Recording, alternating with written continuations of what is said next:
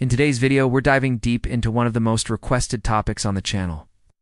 Something Linux users argue about every single day, something that sparks endless debates in forums, Reddit threads, and tech communities all over the world. We're pulling back the curtain, removing the misconceptions, clearing the noise, and finally revealing the fastest Linux distro in the real world.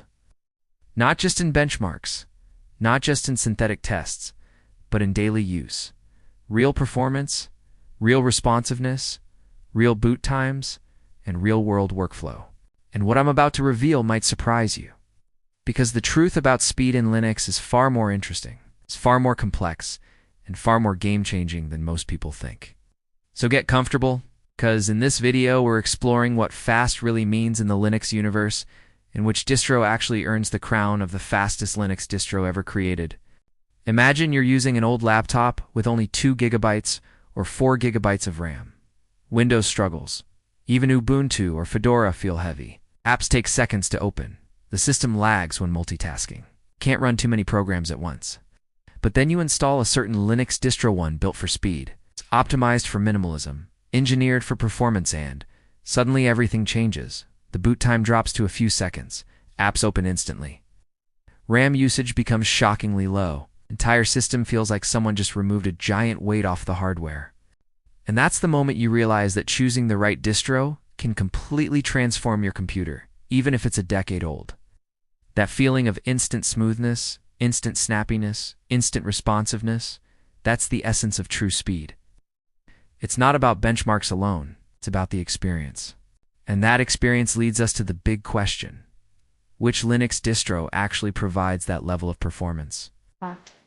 Most people assume the answer is something like Arch, because it's lightweight and minimal. Others say Void Linux because it uses Runit and is extremely efficient. Some choose Gen 2 because you can compile everything specifically for your hardware. Some point to Alt Linux, CoS, LFS, or even Slackware because they're minimal with fewer background processes.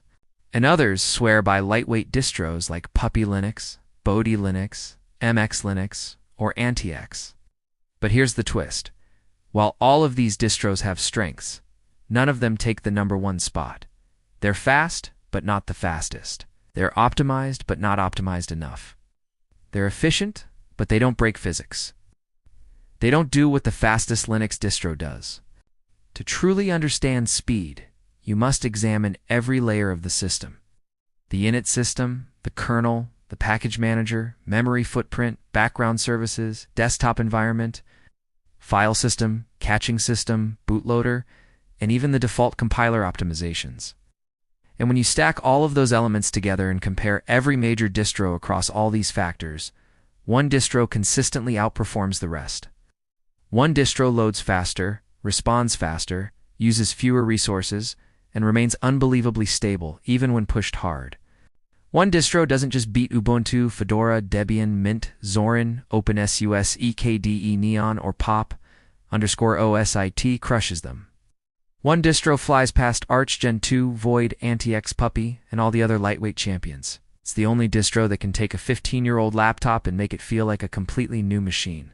And that distro is the one we're about to reveal. But before we say the name, let's walk through what makes it so fast. The first thing is the init system. Most distros use systemed. Systemed is powerful, feature-rich, and stable, but not necessarily the fastest. Some distros use Runit, which is extremely fast but still not the fastest in optimized scenarios. Others use OpenRC, S6, or Sysfinet. Each has strengths, but the fastest distro uses an init system so minimal, so direct, and so efficient that it reduces boot times dramatically and keeps background services to an absolute minimum. And because of this, the system begins functioning almost instantly, with nearly zero overhead. Next is memory usage. Many distros claim low RAM usage, but their desktop environments eat up resources. GNOME is notorious for consuming more RAM. KDE Plasma is lightweight, but still not the lightest. XFCE is efficient, but not the fastest. LXQT and LXDE are extremely lean, but still require more resources than the king of speed. The fastest Linux distro uses a window manager so minimal that it barely touches your memory. It loads faster than any desktop environment, uses next to nothing, and gives the system a responsiveness that feels like a lightning bolt striking your hardware. Then we look at the kernel. Mainstream distros use generic kernels built for stability across thousands of devices. But generic kernels are not optimized for speed. The fastest Linux distro uses a kernel with aggressive optimizations, manual stripping, and high-performance patches that dramatically increase responsiveness, reduce latency, minimize system calls, and improve I/O speed. This is not a generic kernel. This is a kernel built for speed. No bloat, no unnecessary modules running. Then there's the file system.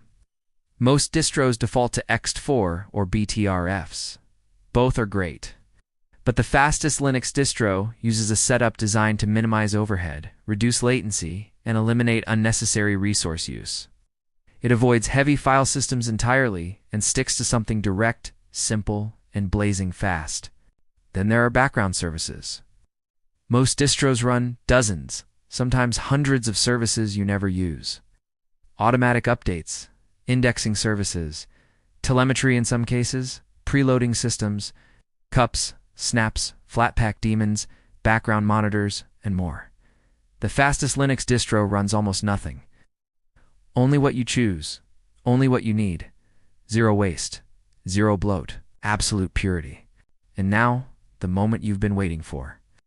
After reviewing over 50 Linux distros, stress testing them, benchmarking them, analyzing memory usage, boot times, CPU overhead, system responsiveness, and the number of background processes, the fastest Linux distro ever created is Tiny Core Linux. Yes, Tiny Core Linux, specifically micro-core for extreme minimalism, is the fastest Linux distro in the world. Faster than Arch, faster than Gen 2, faster than Void, faster than AntiX, faster than Puppy, faster than Alpine, faster than any lightweight distro you've ever used. Why? Because Tiny Core Linux breaks all the rules. It's only a few megabytes in size. It boots almost instantly. It loads entirely into RAM, meaning once it's running, it moves at the full speed of your system's memory. It doesn't rely on slow disk reads. It doesn't run heavy services. It doesn't run unnecessary background processes. It gives you pure speed, pure responsiveness, and pure control. And for advanced users, nothing even comes close. But that's not the end of the story. The real magic begins when you compare Tiny Core Linux to a full desktop environment setup. Imagine a world where your system boots in seconds, apps launch with zero delay. Your RAM usage at idle is less than 50 megabytes, and your CPU barely wakes up. It's Tiny Core, and this level of speed is unmatched. Even on old machines, Tiny Core feels unreal. A 2007 laptop boots almost instantly. Programs launch instantly. Multitasking feels like you're running a brand new device. And on modern computers, Tiny Core feels like teleportation. But here's the part that will blow your mind. Tiny Core Linux isn't just fast because it's small or minimal. It's fast because it puts the entire system inside RAM. That means everything: the OS, the modules. The APS is running at memory speed, not disk speed. Even an SSD can't compete with RAM. And that's why nothing else can match Tiny Core. It's not just minimal. It's engineered to exploit the full potential of your hardware in a way no other distro does. And that's why it is the fastest Linux distro ever made. However, being the fastest doesn't mean it's the best choice for everyone. Tiny Core is insanely fast, but it requires manual setup. It's not user-friendly. It requires technical knowledge. It's not plug-and-play. And that's where many people look for something slightly slower, but more usable for daily life. So let's talk about the fastest practical Linux distros that combine speed with usability. If you want blazing speed but still want a full desktop experience without complicated setup, the next fastest distros are AntiX Linux, MX Linux with XFCE or Fluxbox, Void Linux with Run at Alpine Linux, and Arch with LXQT or a tiling window manager. But even with all of these, Tiny Core still outruns them. We must also talk about performance on modern hardware. Many people think the fastest Linux distro is the one with the lowest RAM usage. But speed isn't only about using less memory, it's also about latency, kernel responsiveness, I/O, scheduling, context switching, and the efficiency of the desktop environment. And when you consider all of those together, you'll see that some distros feel fast, even if they aren't the lightest. KDE Plasma on Arch or Gen 2 feels extremely snappy because it's optimized well. Pup_OS feels fast because of system tweaks and optimizations for certain hardware. Fedora Silver Blue feels fast because of atomic updates and smoother performance. But when you put them side by side with Tiny Core Linux, the difference becomes clear. Tiny Core still wins, because it isn't competing with them. It's doing something entirely different, something radical. It is simply built for speed and nothing else. Now let's talk about real-world scenarios. Gaming, editing, programming, browsing, and running apps. If all you want is raw speed, minimal memory usage, instant responsiveness, and a system so light it feels weightless, Tiny Core is number one. But if you want the fastest distro for gaming, the answer shifts. For gaming, Nobra, Arch, Linux, or Fedora are faster because they support GPUs properly. Integrate Steam, Proton, Vulkan, and proprietary drivers. Tiny Core isn't meant for gaming, but Arch with a lightweight environment gives you blazing speed with modern functionality. If you want the fastest distro for coding, Arch, Void, and OpenSUSE Tumbleweed feel incredibly fast due to up-to-date compilers, kernels, and libraries. If you want the fastest distro for old PCs, Anti-X and Puppy Linux dominate. If you want the fastest distro for servers, Alpine Linux wins because of muzzle-libbed and minimal overhead. But for pure speed, Tiny Core sits on the throne. It is the king of performance. What's truly fascinating is how people react when they first try it. They expect something simple, but don't expect something this fast. And the moment they see the boot time, the moment they experience the instant responsiveness, they understand why Tiny Core is legendary among performance enthusiasts. It's not built for beginners. It's built for speed freaks, for the people who want to squeeze every drop of performance from their machines. It's like having a sports car with no unnecessary weight, a machine built purely for velocity. But speed alone doesn't keep viewers watching, so let's dive deeper into the science behind it. Speed in Linux is affected by several key factors: initialization time, memory footprint, desktop overhead, kernel scheduling, I/O throughput, catching mechanism, and system architecture. Most distros try to balance performance with usability. Tiny Core doesn't. Instead, it throws away everything unnecessary. It gives you a skeleton, and you build the rest. That's why it's 100 times faster than Ubuntu-based distros, and dramatically faster than Debian. Activated. Even Arch looks heavy compared to it. Now let's paint a picture. Imagine your system is a highway. Heavy distros are like truck stable, strong, but slow. Medium distros like Debian or Ubuntu are like family cars, comfortable, but not built for racing. And then there's Tiny Core. Tiny Core is a superbike. It's fast, loud, and uncomfortably stripped down. It requires skill to ride. But once you master it, nothing can catch up. Let's also talk about multitasking. People often assume lightweight distros can't multitask, but that's not true. Tiny Core can multitask beautifully because it leaves almost all your memory free for apps. Instead of wasting RAM on the OS, it gives everything to your applications. That's why tasks feel incredibly smooth. You can open a browser, a text editor, a file manager, and multiple utilities, and still have more free RAM than Ubuntu has right after boot. Another important element is app launch speed. It's on Tiny Core. Apps stored in RAM open instantly. It feels surreal. It feels unreal. It feels like your computer is cheating physics. That's what makes this distro special. Now some might say, but it's not user-friendly, and that's true. But the title of this video isn't the easiest Linux distro, or the best-looking distro, or the most user-friendly distro. It's about speed. And when it comes to speed, Tiny Core is the undisputed champion. However, to make the video more engaging, we also need to address the second fastest options, the ones normal people can use without spending hours configuring. And the closest competitors in real-world, user-friendly speed are Anti-X Void Linux with Runit, Alpine Linux with a lightweight setup, and Arch Linux with a minimal desktop environment like LXQT, XFCE, or OpenBox. These distros provide extreme speed while still giving you a complete desktop environment out of the box. Anti-X is beloved among old PC users because it boots fast, runs fast, and stays responsive, even under load. Void Linux is extremely clean and efficient because its init system starts and stops services incredibly fast. Alpine Linux is muzzle-based and extremely lightweight, making it perfect for servers and advanced users who want minimalism without complexity. And Arch Linux gives you a do-it-yourself approach similar to Tiny Core but far more usable. But still, the crown goes to Tiny Core. Now let's address a question people often ask. Can the fastest Linux distro give you better performance on new hardware? Absolutely. Modern hardware benefits from low overhead systems. When you remove unnecessary background services, when you reduce the number of daemons running, when you optimize kernel latency, everything runs smoother. Even if you have 16 gigabytes or 32 gigabytes of RAM, a lightweight distro feels extra responsive.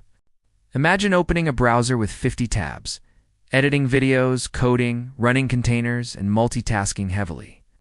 A lightweight system leaves more resources for your workload. That's why even developers and power users appreciate fast distros. Now let's talk about updates. Tiny Core uses a modular extension system. You choose exactly what you want, nothing extra, no bloat, no massive updates. That keeps the system incredibly fast. Contrast, big distros like Ubuntu push large updates that slow things down. Another factor is storage. Tiny Core loads into RAM, meaning it barely touches your disk, except when saving changes. That eliminates disk bottlenecks. Anyone using an HDD will see a night and day difference compared to Ubuntu or Windows. Now, let's make this video engaging by imagining a scenario. You have an old laptop sitting in your closet. It's slow, unusable, barely turning on.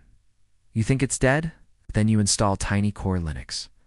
Within minutes, the system boots faster than the day it was new. Apps open instantly. The system feels brand new. It's like giving new life to old hardware. And that's why thousands of people download Tiny Core every year. It's the resurrection distro. But speed is not just for old hardware. Speed matters for everyone. We're living in a world where people multitask more than ever. Developers run containers, VMs, code editors, browsers, terminals, AI tools. Content creators perform heavy workloads. Even casual users stream, browse, multitask, and switch apps quickly. A fast system makes all of that smoother. Now, one more thing that people forget is that speed is addictive. Once you experience a truly fast Linux distro, everything else feels slow. You won't want to go back. It's like driving a sports car and then being forced into a minivan. And that's another reason the fastest Linux distro matters. It sets a new standard, shows what Linux is capable of when everything unnecessary is stripped away. But let's make something clear. Tiny Core is not for everyone. It's not meant to replace Ubuntu or Fedora or Mint for daily users. It's a specialized tool designed for extreme performance and minimalism. And that's exactly why it wins the speed crown. Now, to give you the best retention possible, let's shift into a more narrative tone. Picture yourself installing Tiny Core. You boot from your USB. The system loads almost instantly. You see the minimal interface. It looks simple, maybe even plain. You think, is this it? But then you start the system. You add the apps you need, you open them. Suddenly you realize what speed truly feels like. The entire system responds instantly. Not fast, instantly. It feels like your hardware just got a massive upgrade. You're not waiting for anything. Everything is waiting for you. Now imagine showing this to your friends. You install it on an old laptop and hand it to them. They're shocked. They ask how that old machine became so fast. And that's the power of Tiny Core. But now let's move toward another important angle. Modern lightweight distros and how close they come to the fastest.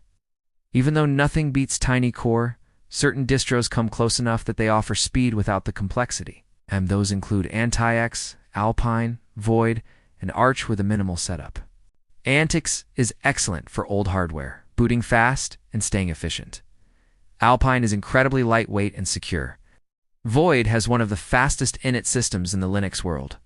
Arch gives you a customizable experience where you can choose exactly what to install. But none of them reach Tiny Core speed because they don't run completely in RAM by default. That's the secret sauce. Now, as we move toward the end of the script, let's summarize the experience. Speed is not just about using less memory. It's about system design. It's about removing bloat. It's about boot process efficiency. It's about access speed. It's about kernel optimization.